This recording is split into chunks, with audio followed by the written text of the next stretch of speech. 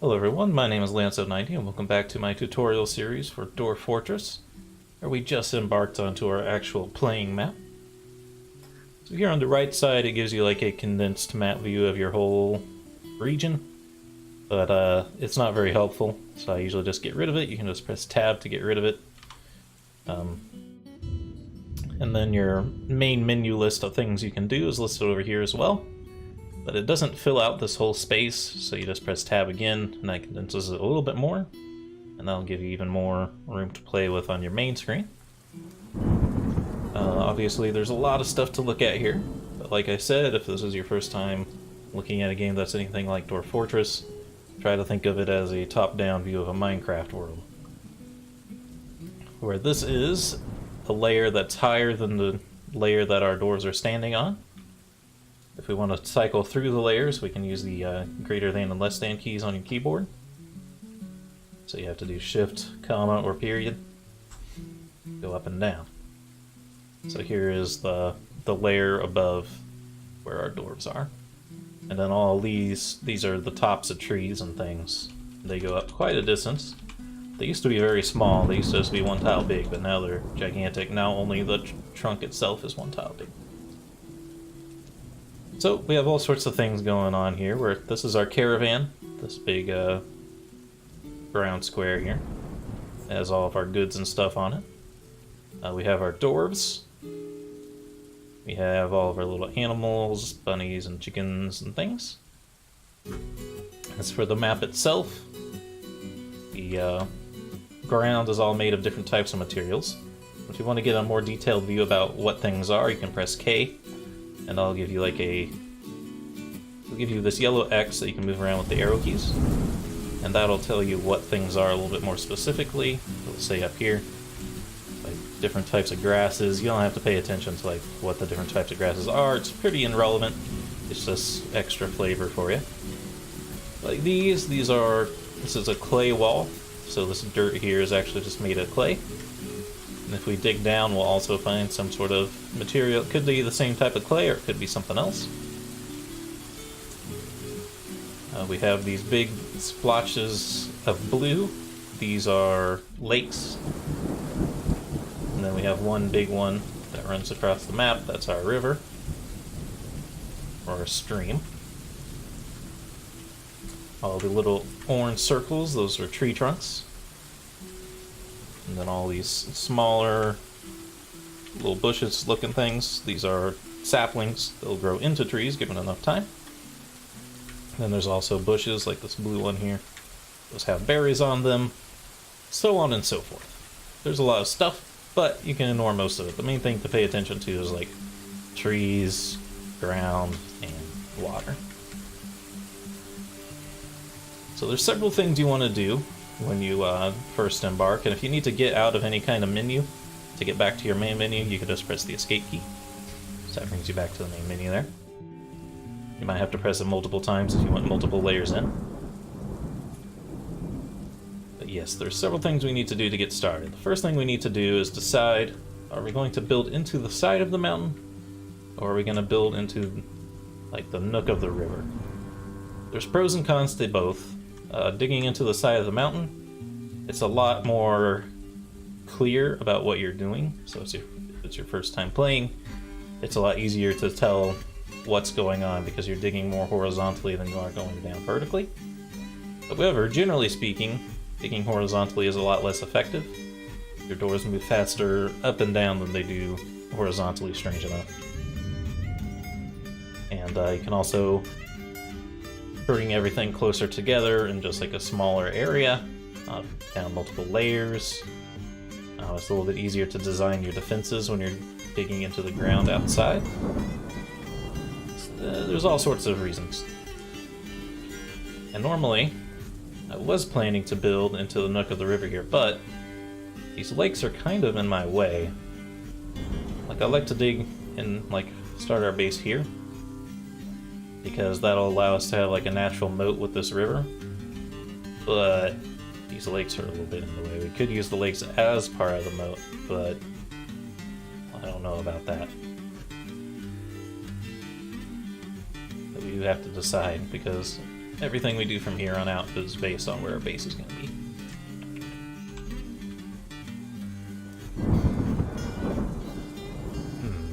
This is only 1 layer tall, so it makes it a little bit...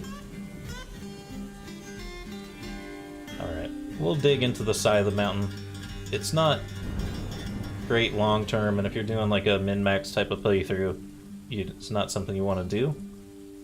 But for us, I think it'll make a good, it'll make it easier for you guys to understand what's going on, I think.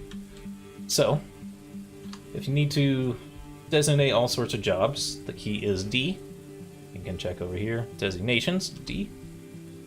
And there's a mine command, which is pressing D again. So this will give your miner tasks to mine things out. So here's where our caravan is.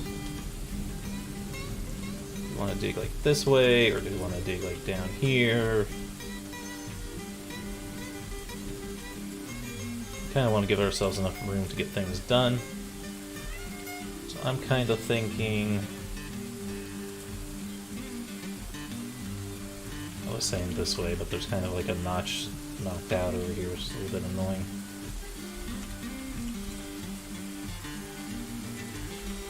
Yeah, it'll probably be fine just to dig like... We'll use like this area right here. So we'll dig. We'll press enter to make the start of our selection. It'll give you a blinking square to show where you put your start point. Then you can use your arrow keys to drag out a larger section. If you want to automatically jump 11 pixels, which I like to do it a lot, it's not 11 pixels, but 11 tiles, you can do a shift arrow key. And I find that's like a good unit of measurement to dig things out with. I use it for all sorts of things. Oops, that's too big though. So we'll dig 1 layer, or 1 shift layer deep, and then we're going to make a 5x5 space at the end. This is where our trade depot is going to go. This is where caravans carrying trade goods are going to stop at to deliver us supplies. It's nice to have that at the front of the base because the people who work on the caravan will actually defend your base if they're there at the right time. And we're going to do another shift cutout right there. I do 3 wide just so doors can pathfind properly. And it has to be 3 wide before the trade depot because caravans are 3 tiles wide. After that point we could cut it down, but doors can get caught up on themselves if too many are trying to use the same path all the time. So we're going to go 3x3. And we'll just do that to start with, and then we can work from there. Now dwarves, they don't like to not be doing anything. They're very productive people. So we need to try to get everyone doing as many jobs as we can right from the start. It's not super critical, but it's just one of those things you want to watch out for, because it could make everyone really upset if you don't give them jobs. It takes a long time to build up. But the next thing we're going to do is we're going to designate trees to be chopped down. So it's just the T key on this menu. And we're just going to grab a bunch of these trees that are right in front of our base. They're in the way anyway. And you can use your mouse for this sort of thing. You can do it for mining as well. If you need to remove any designations, you can press the X key, and then you can cut things off like that. Okay, so that's our miner is going to be busy, and now our woodcutter is going to be busy. Next thing we're going to do is we're going to press P for gather plants. And we're going to do a big old area. This plant gathering is a lot easier than these other things. And I'll just highlight a bunch of plants that can be harvested. We gave plant gathering skill to our farmer, just so he could have something to do at the start of the game before we get the farming actually going. And then we're done in this section. We're going to go back to the main menu. Another thing we need to do is we need to set a pasture for our animals to graze in. So if we press I, we can start placing zones. What we're going to do is we're just going to grab a big area, because they do tend to eat through a lot of grass. And we'll mark it out like that. And then with our X still hovering over the area, I'm going to press N to select a pen or pasture. There's all sorts of different types of zones, which we'll go over as we need them. Now we just need a pasture, and then we do Shift N on it so we can start assigning animals to it. So here's all of our animals in our fortress. And to assign an animal to them, or to go up and down the list is the plus and minus keys. And to add something to the zone, you press enter on it. So we need to add all of our rabbits. Dogs and cats, they don't eat grass, so they don't need to go in there. Using ram does indeed need to eat grass. Now hens actually don't. Hens and roosters, they don't, but I don't really have any place to put them right now, and I don't really want them wandering around, so we're just going to keep them in the pasture. And then you always start with 2 pack animals that are separate from like the animals we brought with us. Unfortunately, we didn't get a breeding pair, but you can get lucky and get like a breeding pair of animals. But this time we didn't. Oh well. We can hope that in the future a trading caravan might have a female horse and whatever gender botter buffalo we don't have. We can't tell here because the name's too long. And then we can just exit out of that. Now anyone can actually pin animals, so that actually makes everyone busy automatically right there. But there's still more to be done. Next thing is we're going to go to O for set orders, and we're going to go to Shift F for forbid. Right now, our doors are forbidden from using used ammunition. We're going to press P, and now they will use claimed ammunition, or they will claim used ammunition. So basically, if you recall, we bought 20 bolts for our hunter to start with. Normally, he would shoot all 20 bolts hunting, and then he'd just be done, because he's out of ammo. He doesn't go and pick up his ammo. When you turn that on, they'll go and pick up their ammo. The same thing over here, I'm going to turn on claim death items, just because I would like to have all of our equipment, even if a dwarf dies, I would like to still have it. We're going to go for R for refuse. We're going to press O so that doors will gather refuse from outside. And we'll press V to gather vermin remains. This isn't going to matter right now because there is no dead vermin remains anywhere, but later this is just a cleanup kind of thing for us to do. If you let all that stuff get out of control, it can create gross stuff that will make your doors quite upset. A couple more things, but they're...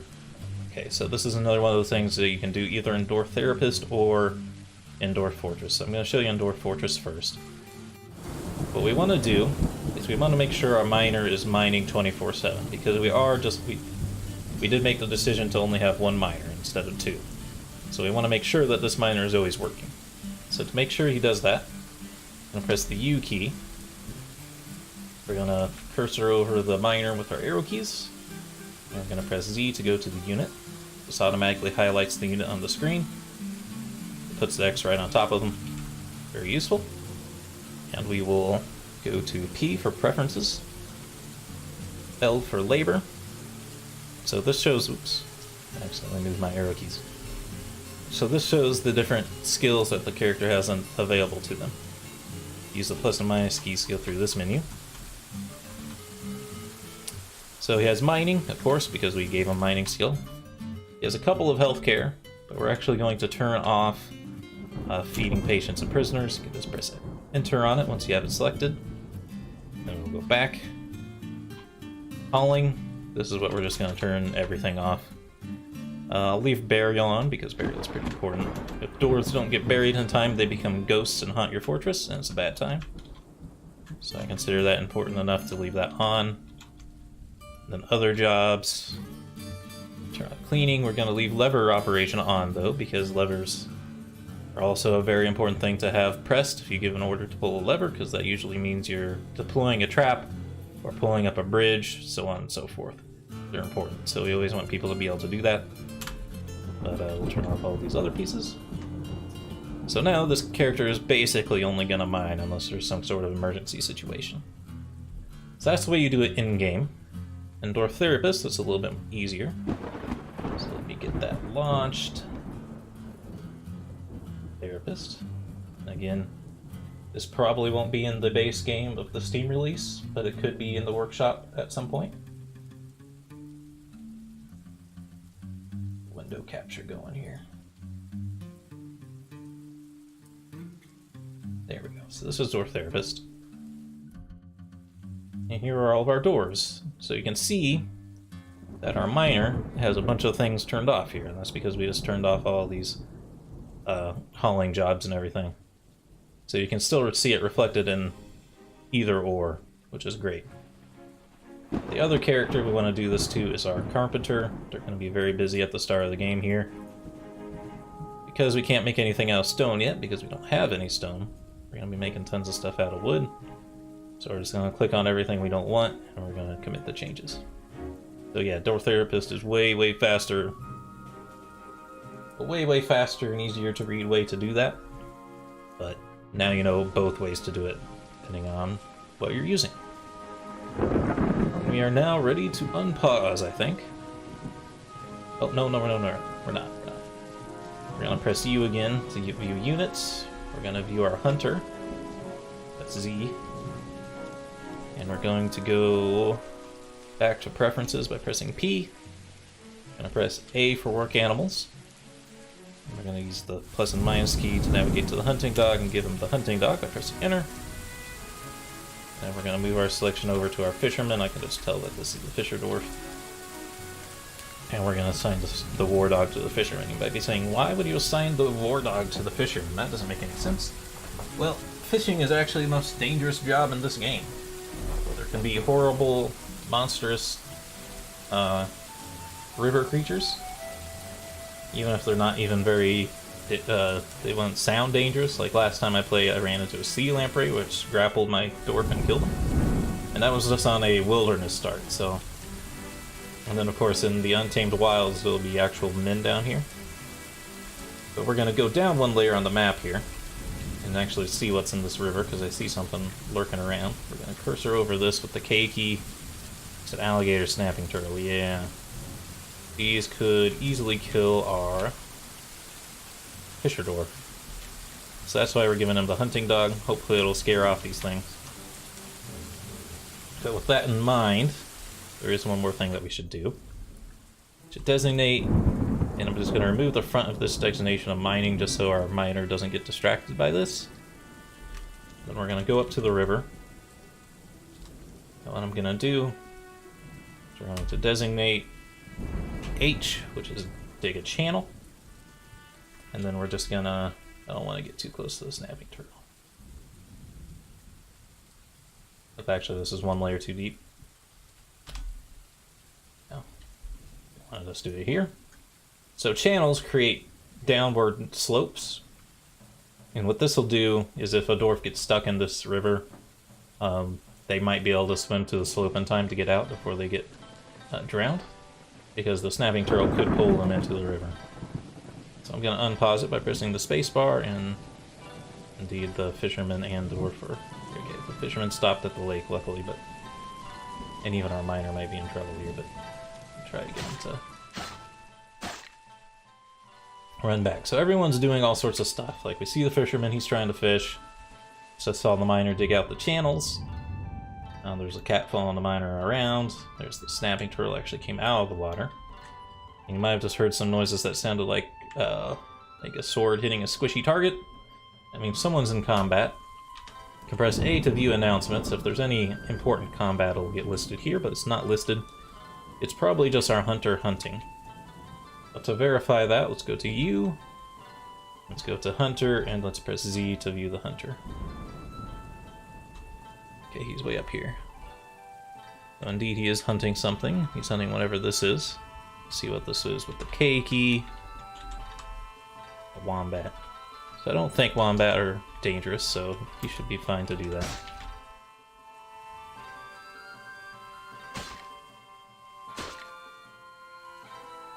Oh, we need to redesignate this to be dug out. D and the D again.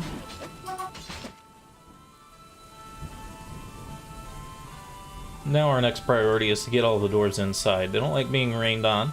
They don't like sleeping outside in the dirt. So I want to get them inside as quick as possible. That's why we're mining things out. Indeed, he actually got a wombat right off the bat. So now we have some wood. We have some choices that we can make. We can start building our workshops outside, and a lot of people will do that right off the bat just to get things going. Or you just spend a little bit of more time Wait to build them inside.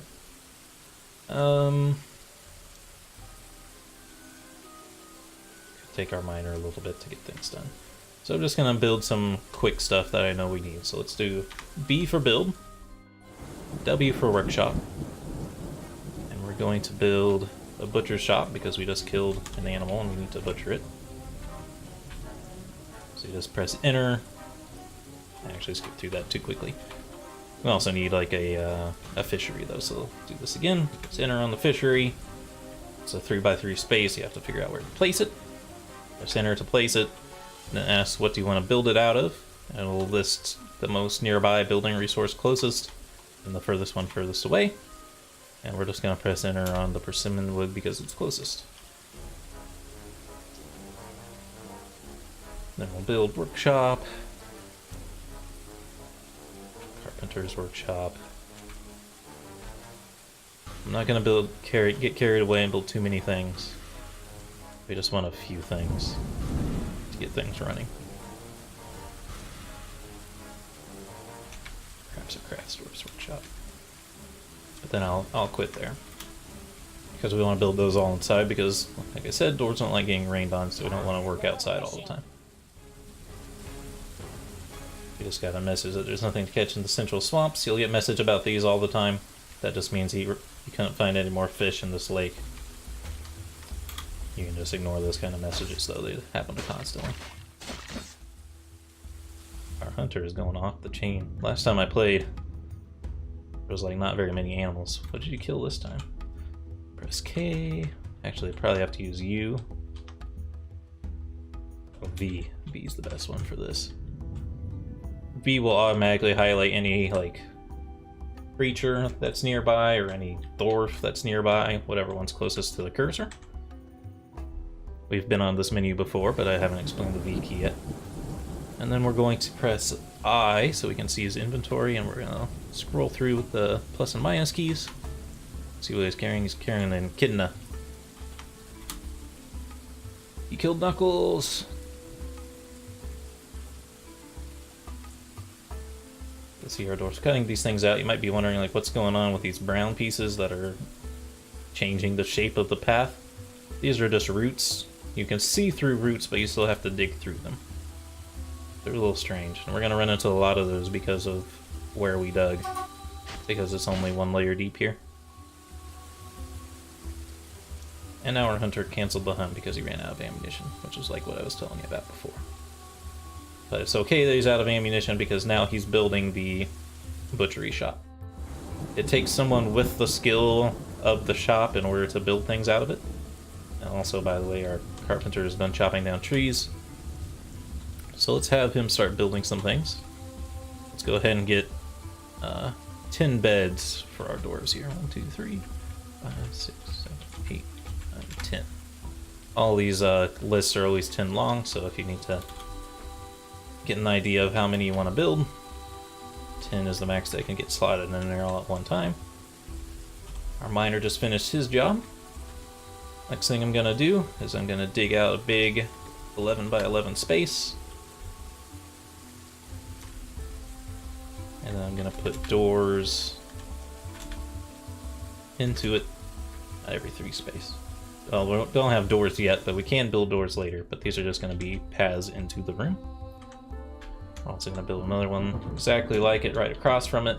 But I'm not going to put in the dig orders yet because I want to finish one zone out at a time.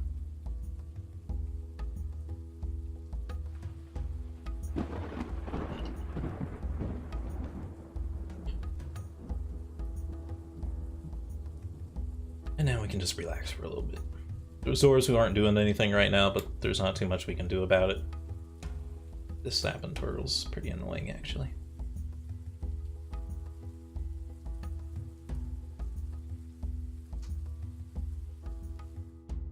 I don't know if our single hunter is enough to kill this turtle. Especially now that he's like out of ammo. You can see this turtle is kind of like trying to sneak up on us. Keeps getting closer and then keeps scaring the animals, and every time the animals get scared off they have to get repinned, so they're pretty annoying. But I don't know if our hunter can kill the thing. I have to try though. That's because it's getting too close for comfort for me. So what I'm gonna do, so I'm gonna save the game. It's also a decent time because he finished mining this out.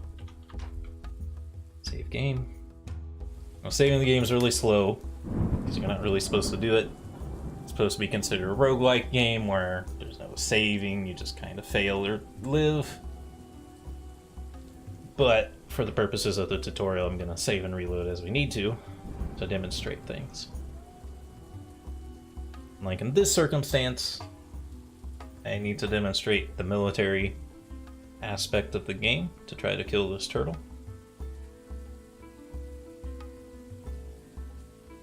But there's very high risk involved in doing so.